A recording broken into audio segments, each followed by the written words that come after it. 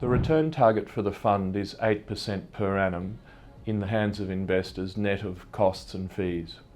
As always, Natgen Investment Trusts provide actually three types of income going forward. First of all is the cash return that is paid on a monthly basis going forward for the term of the trust. The second aspect of return is the taxation benefits which come from holding large-scale commercial property, and these include amortisation of depreciation, offer costs and also debt costs, all of which deductible on the way through of the trust. This means that your 8% return on a yearly basis will be able to be reduced in your tax return by the aggregate of those deductions. The third basis of return from a Natgen Investment Trust is capital growth over the term of the trust. This is something that we don't actually specifically forecast in the future, and that's because we're talking about 5 to 6 years down the track and we're unable to accurately forecast what that is.